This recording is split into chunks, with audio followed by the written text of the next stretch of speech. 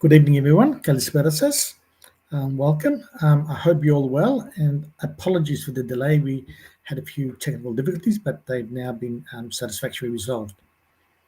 Allow me to begin by acknowledging the traditional custodians of the land on which we gather, the Wurundjeri people of the Kulin Nation, and we pay respects to their elders past, present, and emerging.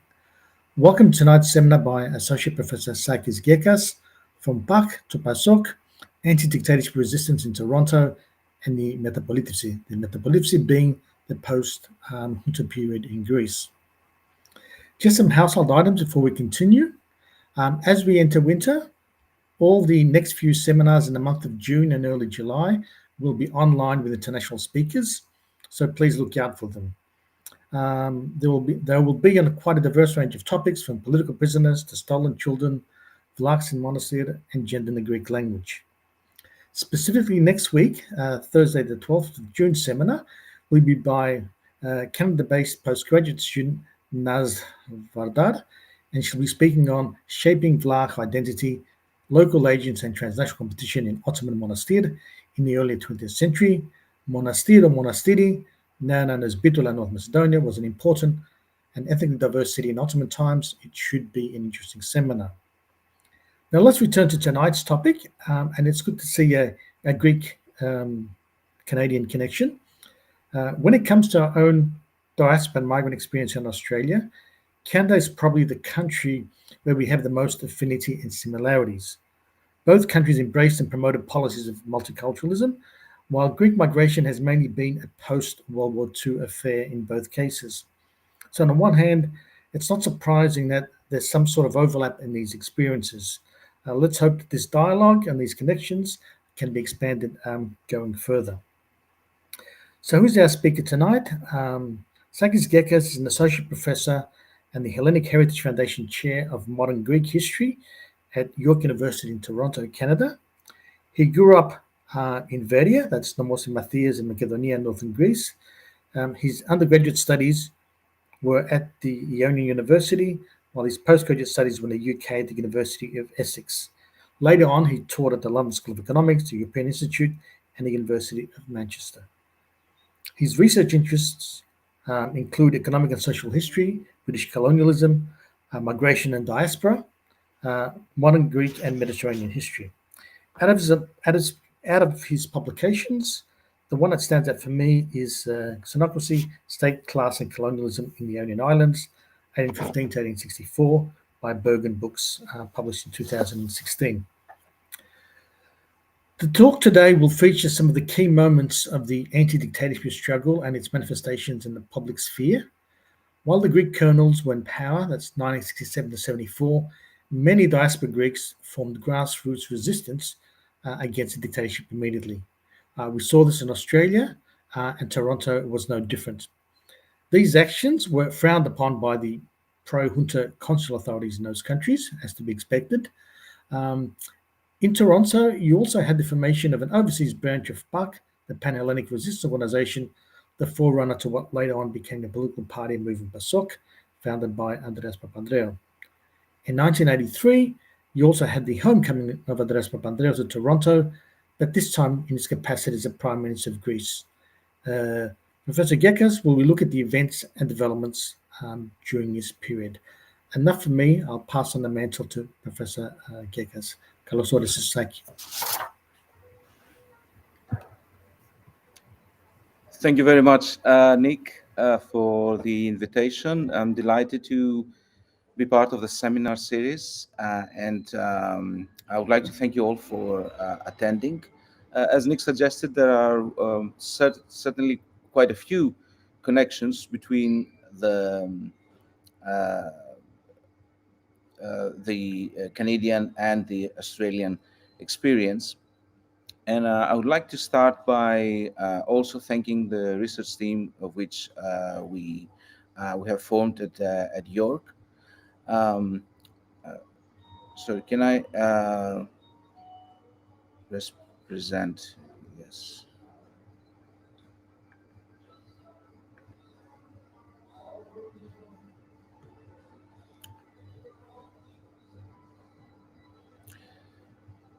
So what you will here and watch today is the opportunity to present some of the findings we have with our research group at York in Toronto, which is part of the Hellenic Heritage Foundation Greek Canadian Archives team.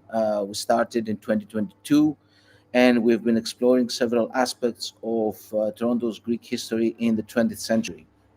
One of the episodes that stand out is the anti-dictatorship struggle, the movement, some call it, or the groups that stood against the dictatorship in Greece, mobilized, stood against those who supported the dictatorship in Toronto. This is sort of less known, but it was very much present.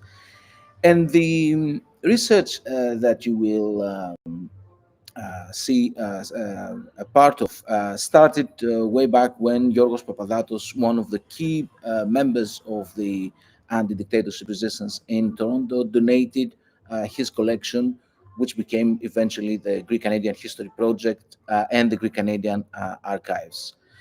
So the title From PAK to PASOK, Anti-Dictatorship Resistance in Toronto and the Metapolitefsi, I hope, captures the transformation of a movement, the Panhellenic Liberation Movement, from this exile phase, let's say. Toronto was very much part of it and a very important center of it, and York University, to the Metapolitefsi and the transformation of PASOK, of course, to the ruling party for several decades. The HHF Greek Canadian Archives, as I mentioned, we have almost 150 interviews that we continue to process and upload, and they will be soon available in the site that will be is currently under renovation, the HHF Archive Webflow.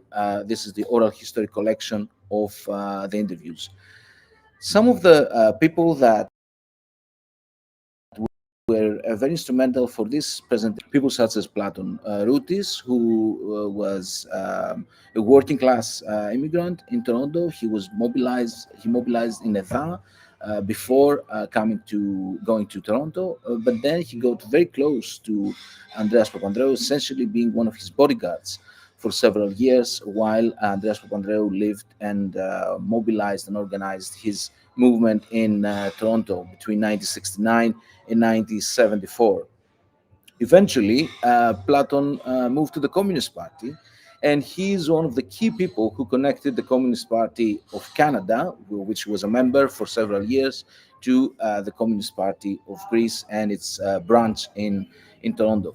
Another very important participant to our research has been Spiros Dreinos, who not only gave two interviews that those of you who want to watch and learn about Spiros' participation and connections to Andreas Papandreou and the PAK during the Toronto years, he's also written a biography, an excellent biography of Andreas Papandreou, The Making of Political Maverick. In this Stan Spiros mostly about the period until he met Andreas.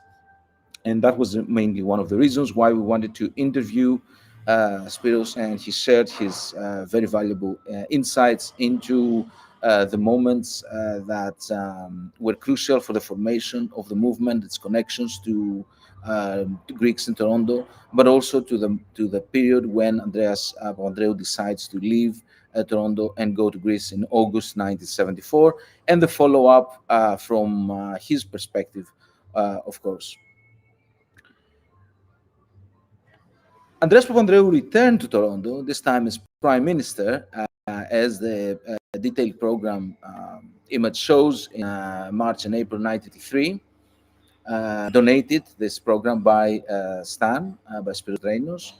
His homecoming, as he called it, in 1983 as Prime Minister was a major event, not only for Canadian politics, but also for the Greek community of Toronto and Montreal that he also visited. I should mention that it took 41 years until another Greek Prime Minister, Kyriakos Mitsotakis, visited Toronto and Canada. So it was a really long time. In this visit, Papandreou stressed, now as Prime Minister, of course, how important Toronto was in the annals of Greek history. As he said, And of course, he was also very close to Prime Minister of Canada, Pierre Elliott Trudeau. Now, the connections of the Papandreou family to Toronto go back to Georgios Papandreou and his very close connection to one of the long-standing presidents of the Greek community, Leonidas Polymenakos. Um, Actually, Polymenakos served as a minister in the government of exile of Papandreou, and he kept a close relationship and correspondence with him until Georgios Papandreou's death. You can see here some of the notes that the exchange that we found in Library Archives Canada in the documents about Polymenakos, where they exchanged some news. In 1964, Georgios Papandreou tells Polymenakos, for example, that he knows he has an uphill struggle, but he hopes he will be victorious at the end, of course, meaning the struggle against the king and the military sort of conservative establishment. Let me go quickly to the anti-dictatorship struggle, which was from very early on, from April 1967, is when the first anti-dictatorship demonstration took place on April 30. We know from the oral history of the narratives of people who participated that 2 days after the dictatorship was imposed, the most, let's say, politically mobilized and active members of the Greek community met at the basement of the Church of St. George, because this was a sort of common meeting place for Greeks in the 50s and 60s, especially those new immigrants who were still arriving in the thousands per year from Greece to Canada. The most important anti-dictatorship demonstration took place in August and September 1967, when the king visited Toronto and Canada as part of his tour in North America. And many Greeks found this opportunity to protest against the dictatorship. So, in fact, they turned this visit, official visit of the King of Greece, into an anti-dictatorship demonstration. This was an event that acquired wide publicity in the press. There was this first moment of serious division within Greeks in Toronto, as all the official institutions, the community, the bishop, and of course the mayor of the city and other Toronto politicians welcomed the royal couple, as opposed to those Greeks who were outside the main areas that the king and the queen visited or stayed in the Royal York Hotel, or the place where they were honored with a banquet. And the Greeks in Toronto found this opportunity to protest or sabotage, as the article from the Toronto Star called it. This, of course, was an opportunity for Greek language publications, which emerged very quickly after the dictatorship was imposed in Greece, such as the main instrument of this politics, which was Neos Kosmos. And it was published weekly by members of the Organization for the Restoration of Democracy in Greece. This was the first organization that formed in Toronto and Canada against the dictatorship. This was a very broad, let's say, organization, included mostly leftists, but also people who were from the Center Union Party, Nenosi Kendrou. Of course, there were others who welcomed with their signature and officially the royal couple, such as the Pan-Macedonian Association, one of them at the time, one of the most conservative institutions, together with the church and the Greek community, with President Polymenakos at the time. This royal visit is the first event that we see polarizing Greeks in Toronto. As the king toured the city, he sailed in Lake Ontario. He was in his campaign to explore, let's say, opportunities for they found himself after the dictatorship. But of course, it was also one of the key events that Greeks found an opportunity to stage, quite literally, an event to mobilize both Greeks but also Canadians. This is a front page from Neos Cosmos again, who shows the photograph, especially in the next slide, you can see it more clearly, of the daughter of one of the key organizers of Philip Tsarnas, Anna Tsarnas, who was dressed as Greece in chains, with Nikos Koulas in the right to your left, as you look at the photograph of Anna Tsarnas. Nikos Koulas became eventually one of the key associates of Andreas Papandreou. But in 1967, this was still the days when the Association for the Restoration of Democracy in Greece was the key organization that mobilized most Greeks. In that event, we have a record of a few hundreds of people who went out to demonstrate, not only against the king per se, but against the dictatorship that he represented as the head of state. In the period, in the few weeks and years that followed, we have more of these proclamations. You have here from 1967, showing that this is a call to all Greeks, basically, who feel the need to demonstrate against the dictatorship. It's very open. It's very. You see that it's almost bipartisan in many ways. It does not exclude, let's say, those who were leftists, for example, or communists. So this Committee for the Restoration of Democracy in Greece is the main organization, as I mentioned, that dominates the sort of movement. Sporadic in many ways, but sustained. 1968. In 1968, when Andreas Papandreou arrived, he made quite an impression. Of course, Andreas Papandreou, the year before, has escaped Greece under the pressure of the United States, mostly liberal economies, close friends and colleagues, and under pressure of the American embassy to the dictators. Here is the moment of arrival with his wife Margarita Papandreou on Toronto Airport. And this was also a great event that people were expecting. There was also a welcoming at the airport. There was a demonstration also the following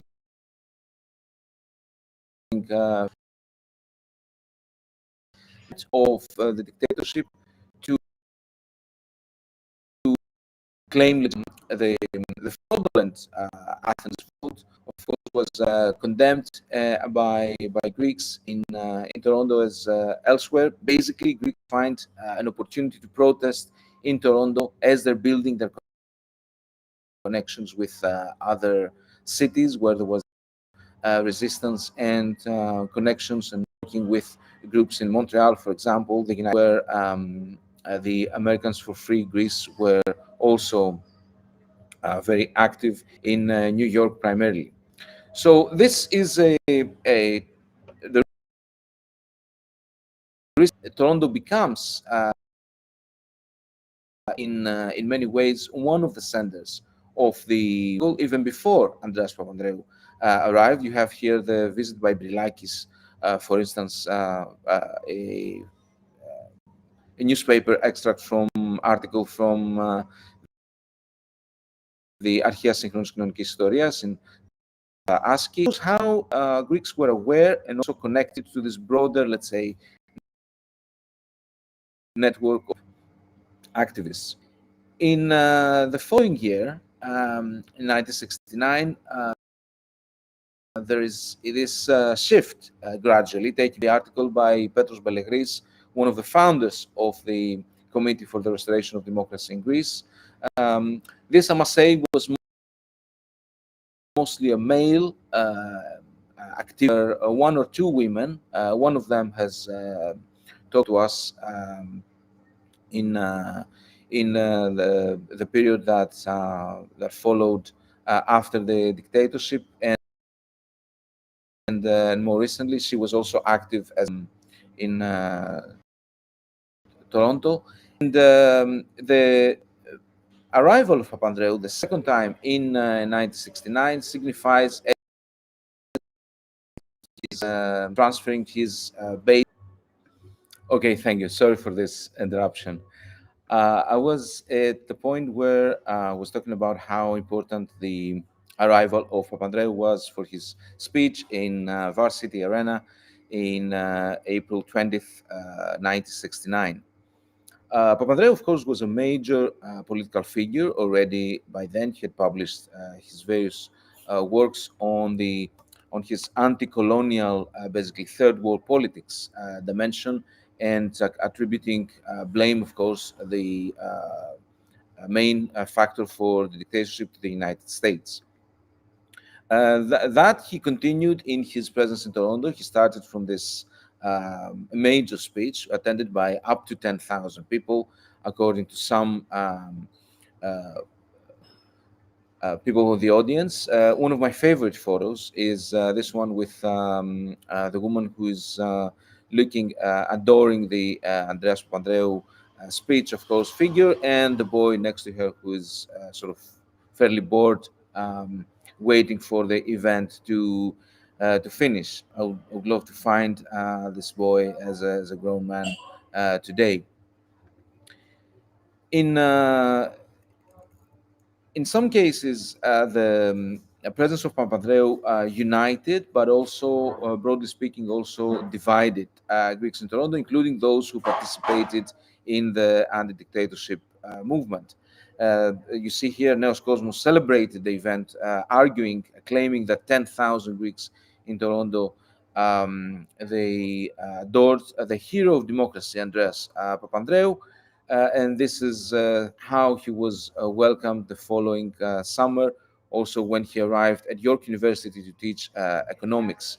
The presence of Papandreou meant that people like Stan Drainos, Spiros Drainas, Yorgos Papadatos, some closer, others sort of more around Papandreou and his politics, decided to claim some of the space that opened there and attracted many supporters. Papandreou, of course, made public statements when Panagoulis tried to assassinate Papadopoulos. He sort of tended to exaggerate in this and several other occasions, as you will see in a moment. He claimed that many more acts of resistance will follow, many more bombs will blow up in Athens. It was a sort of elated message, let's say. More specifically, at York, becomes one of the centers of the anti-dictatorship struggle in Toronto, also because Papandreou was teaching there, but because he attracted Greek students who wanted to be part of his movement. In November 1970, for instance, they organized the Greek Freedom Week with the artwork that you see here, and with a program of various activities, with the speech of Papandreou being the main capstone of the event, but also with demonstration of, let's say, Greek culture more broadly. There was dancing and music at the end, and people were promised that the Greek community will be there to teach you how to dance Greek dances. So it's the first of these many cultural and political events, one of many that would follow in the period between 1970 and 1974, until the fall of the dictatorship, mostly centered on, as a hub, let's say, a cafe boîte in the Greek town in Toronto called the Trojan Horse, Dourios Ipos. York becomes, therefore, this center for struggle for Greek freedom. In some ways, it is also the time that Greek students in Toronto also mobilized. There is sort of this cross university activities, with or without Andreas Papandreou, depending on people's politics, of course, because when we interview people about this period, people who were growing up at the time, people who are born of Greek families in Toronto, they said sometimes we didn't want to have anything to do with them. They were troublemakers. That we, wanted to focus on our studies. we used to like to hang out with the Greek students from Greece, but we didn't always like their politics. So you see there's this sort of polarization there between those who are very active, of course, and involved in the movement, and those who wanted to stay away, also because it was not essentially their politics. Uh, Andreas Papandreou gave this famous talk, this famous interview in the Excalibur, a sort of obscure York University student newspaper, but it is very revealing of his politics. So there he lays out very clearly what his politics are about, both the dictatorship period, but also some of his plans for the post-dictatorship condition, political condition in Greece, where, of course, he claims that this was some of the moments of struggle that would define not only the position of Greece in the broader world, but also the position of the United States. For instance, connecting what was happening in Greece with Vietnam, with other centers of hot war, let's say, during the period of the Cold War. So you can see how active he was in this sense as well, propagating his politics. The people who resist, of course, and organize against, they also focus around an organization they called Rigas Fereos. They organize these public events and also more, let's say, radical acts. You can see here in a photograph donated by Yorgos Papadopoulos, the burning of the junta symbol of the phoenix outside the Greek consulate in Toronto in 1971. This was one of several very, let's say, radical activists, very um, specific disturbance of public order events, such a one of several. The other that is very prominent is the moment when a representative, a minister of the junta, went to Toronto to inaugurate the new cultural center and the church of Agios Dimitrios, and the service was interrupted by those activists who decided to intervene, and they're eventually arrested. People, of course, they're not shy of demonstrating in any event they see fit. For instance, the anniversary of the dictatorship on April 21st, 1970, gave rise to another fairly large demonstration with some of the symbols that would be quite unusual elsewhere. At least you see how they here substitute the cross in the flag with swastika. This is from downtown Toronto in April 1970. What is most interesting, I think, is also interesting, is the connections between Greek workers and the labor movement, let's say, in Toronto more broadly, because most Greeks, unlike what is commonly thought, did not work or open restaurants and run restaurants, but they were industrial workers, especially men, but also women in textiles factories, at least for several years.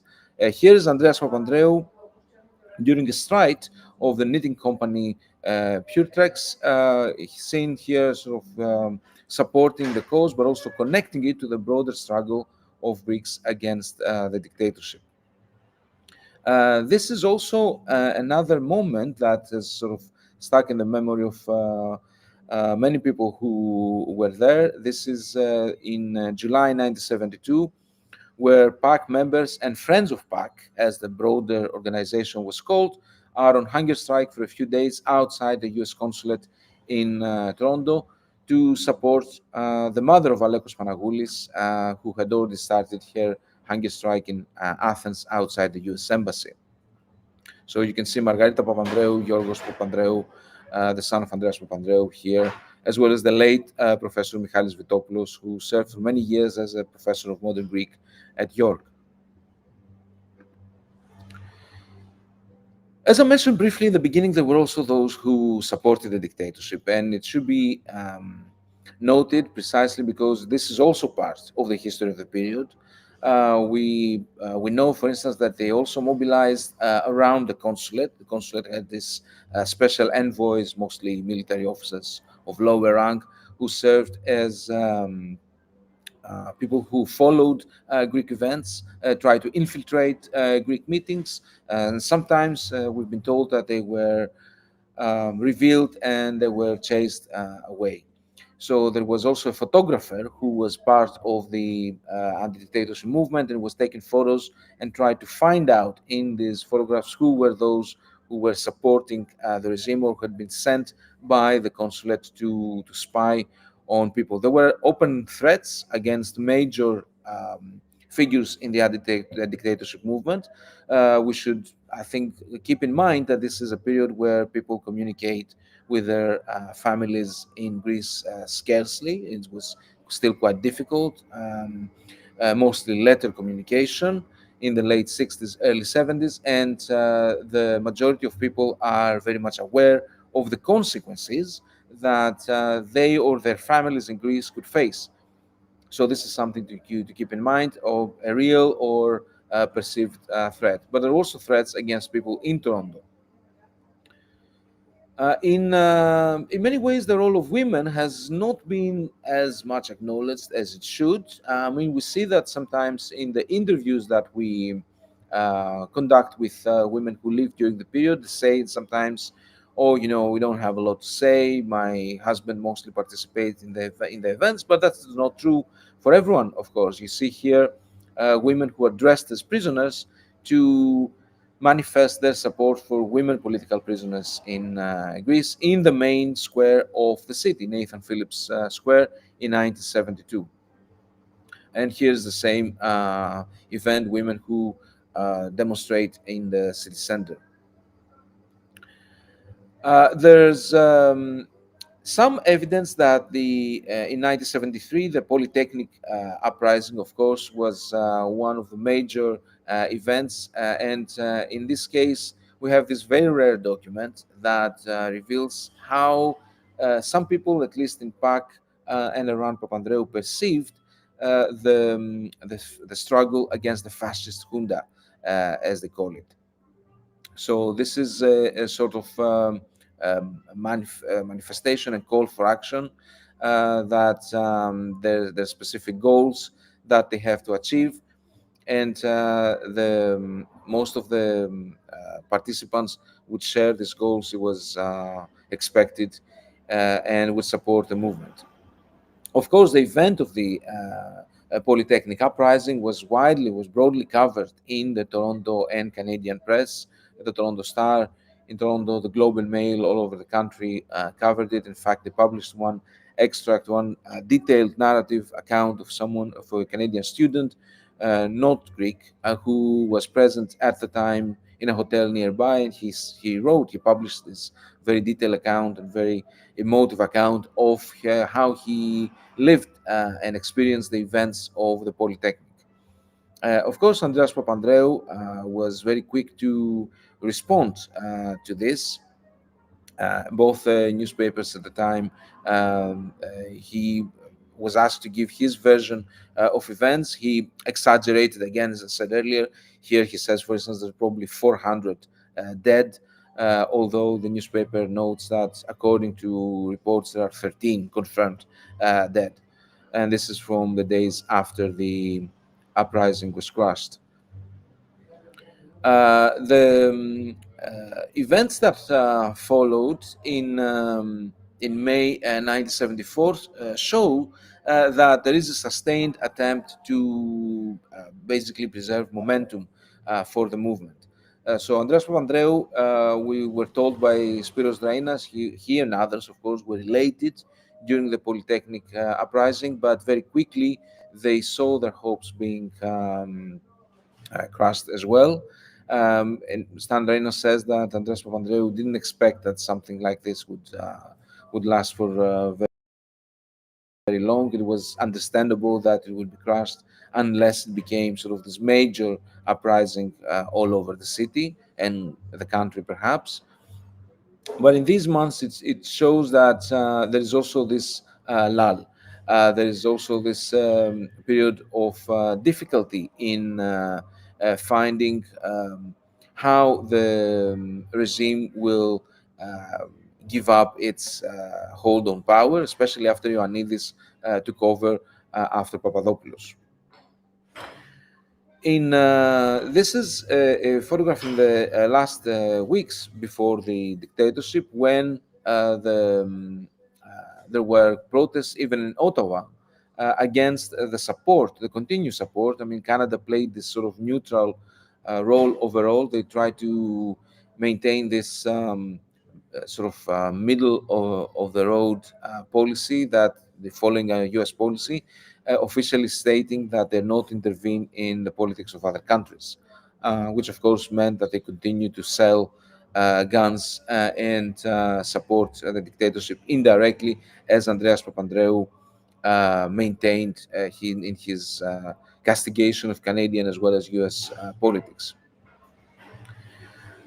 The event that really forced, in many ways, the Greek community as a whole, the Greek population, to move beyond the division in the years of the dictatorship was, of course, the coup against the government of Makarios and the invasion of Cyprus and the occupation of the island.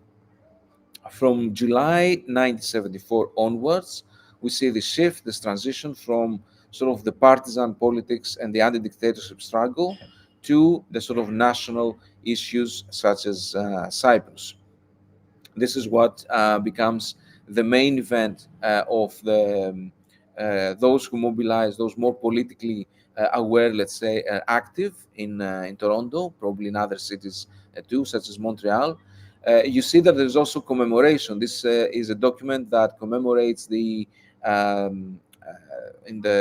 is a few years after the dictatorship fell, and you see that PASOK Toronto is one of the main organizers for this commemoration event of the Polytechnic uprising. You see Έλληνες Patriotes. Here it is claimed we've moved on to this phase of national unity that, of course, includes commemorating this major event of national significance, the Polytechnic uprising. This is, of course, ongoing. We still commemorate the anti-dictatorship major event of the Polytechnic uprising in Toronto and elsewhere in Canada, and I guess in Australia too. But this is where the Greek community begins to sort of heal, if you like. And then the other major and very long-standing struggle emerges this time between the official Greek community of Metropolitan Toronto and the church, in the presence of the Bishop of Canada. But this is a topic for a different presentation. What I would like to end with is how the legacy of the anti-dictatorship years and the PAK, also as it became PASOK in 1974 onwards, was perceived in the years after the dictatorship. So here in 1981, you see how Metro, this is Metropolitan Toronto Greeks, kept torch of socialism burning, an article that narrates the significance that Toronto held for Greek dictatorship, for the Greek anti-dictatorship struggle, but also how it was still present in the years of the socialist government of PASOK. This is a few weeks, a few days after, of course, the PASOK major victory of Alagi on October 1981. During the period of the 80s and 90s, this is it's about the 1980s that I will end, let's say, this sort of overview. The issues that become more present, let's say, in Neos Cosmos, this is a sort of the evolution of the previous Neos Cosmos, is the issues that have to do more with the Greek diaspora in Toronto. PASOK in government is basically the main reason why you have this shift in sort of what we call now Greek diaspora politics, with projects such as the Arkadiko Chorio, the Arcadian village that was an initiative by Arcadians in North America, mostly Toronto, but also the United States, to create this sort of village, of this resort-like small village on the shores of Arcadia, to facilitate the return, let's say, semi-permanent, let's say, when they retire or visit every year, of Arcadians from the region. to this project, the Greek government donated the land. And you see here ministers who visited Toronto, and they promised that they will fulfill their obligation, let's say, to the Greek diaspora and the Greeks in Toronto. The years that followed, we also see this more specific list of issues that solidify as requests, as issues that the Greek community of Toronto begins to put into the debates they have with representatives of the Greek governments. And this is something that still goes on. So we have the beginnings of this very different phase and relationship between those who now represent, let's say, unified, more unified Greek population towards Greece, with, of course, the less, of course, unified aspects of the internal divisions of the Greek community as they transform into this organization that elects those who promise to do the most for those who will vote for them. And this is still a period in the 1980s that 10 up to 15,000 people vote in the Greek community elections. So it has sort of significant following.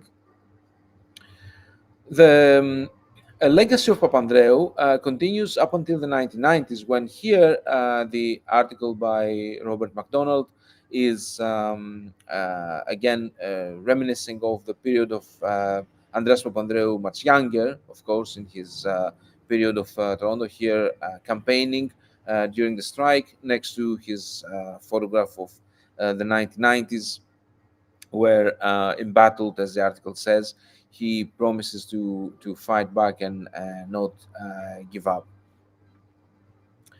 In many ways, I would like to conclude that the legacy of PAK, as PASOK later on in Toronto, signifies this shift from anti-dictatorship resistance to, let's say, national issues, as they're commonly referred to.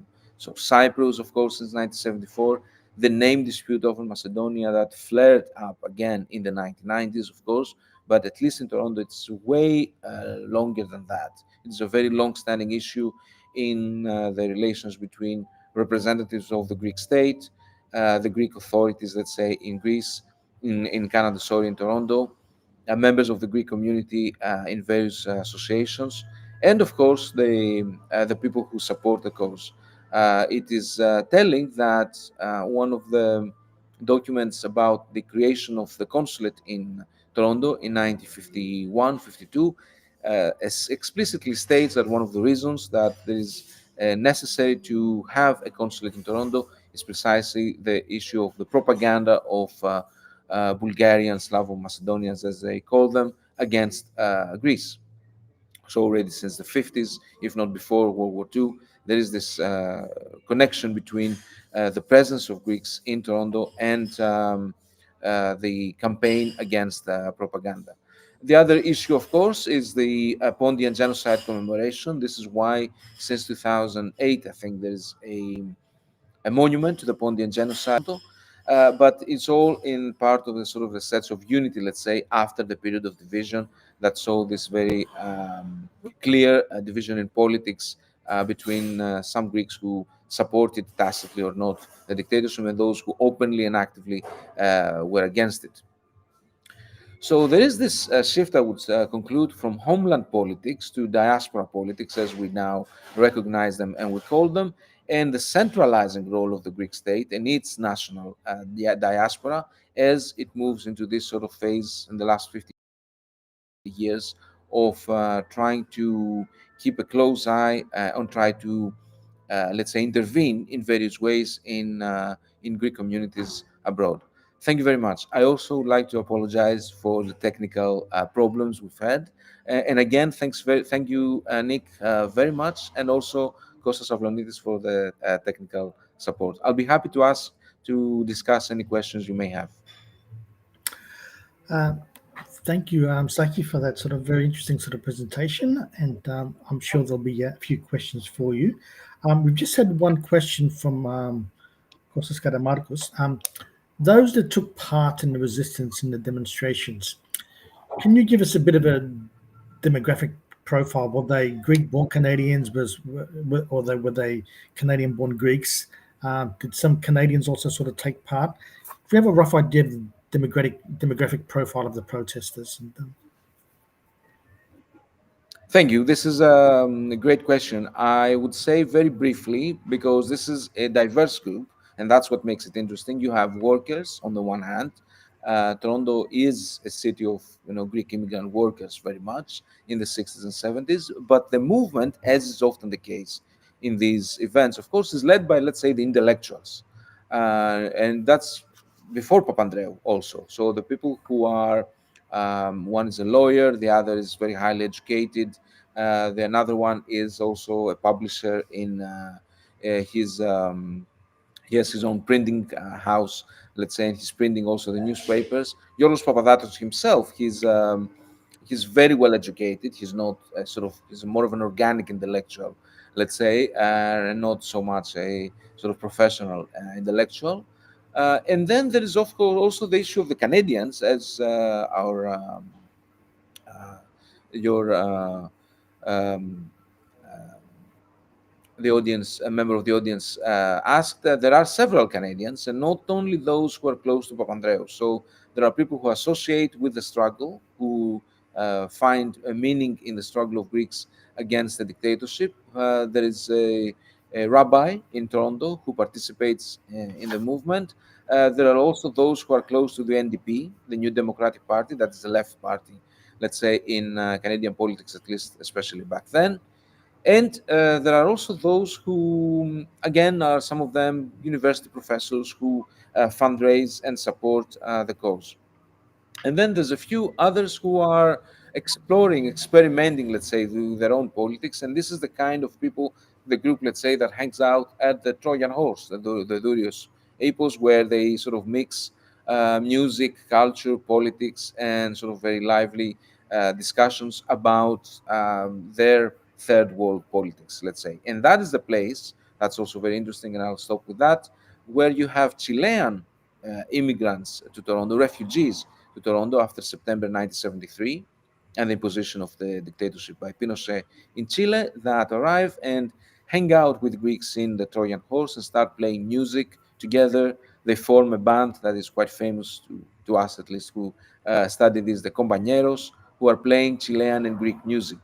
So this is an active, small but very active scene, let's say, and attracts people with different politics and also from.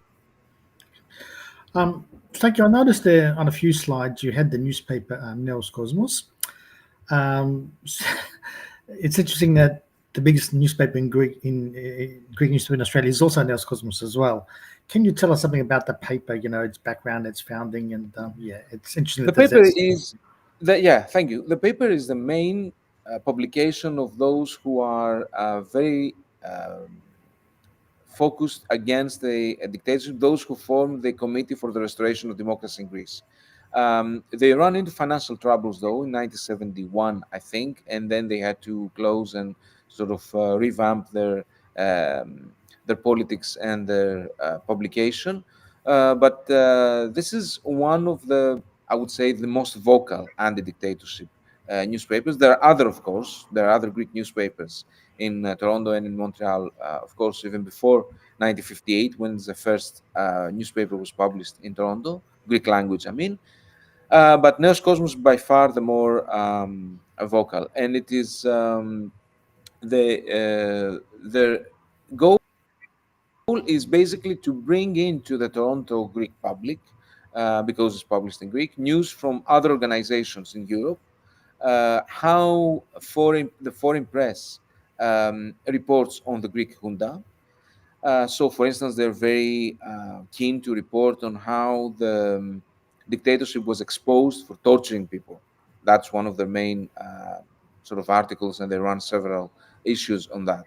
So that's kind of their task, to bring in Greek language the news about how the dictatorship is exposed, or how people fight in Greece, try to organize and even plant bombs and all this. So all this is reported very, very widely. But also they try to mobilize primarily Greeks in Toronto. That's also their key base.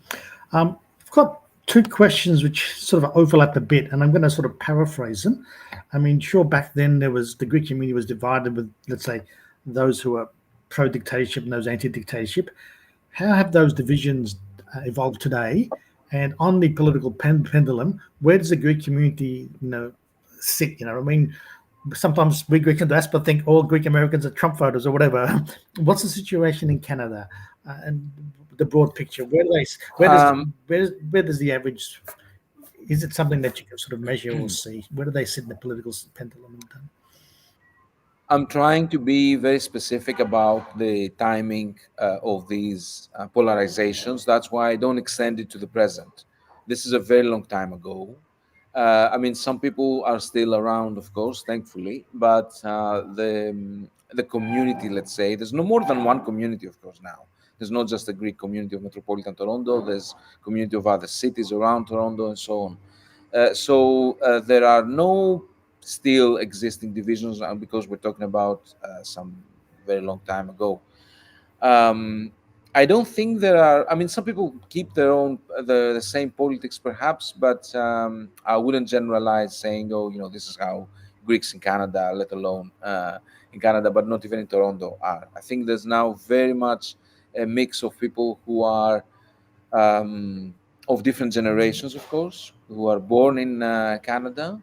They're not immigrants, therefore, and they have their own politics that are largely influenced by their family upbringing and the schooling they receive, as in the Greek schools, which is, of course, something that we're trying to improve, let's say, by providing all these resources from our perspective. Let's say that's what the Greek Canadian archives are for, to inform and educate as much as possible people about their own past, the past of their own families and their own communities. So it is something very much in flux, I would say. I mean, some people of a certain generation, of a certain age, may have the same politics, but also, people have moved on. I mean, this is like 50 plus years ago.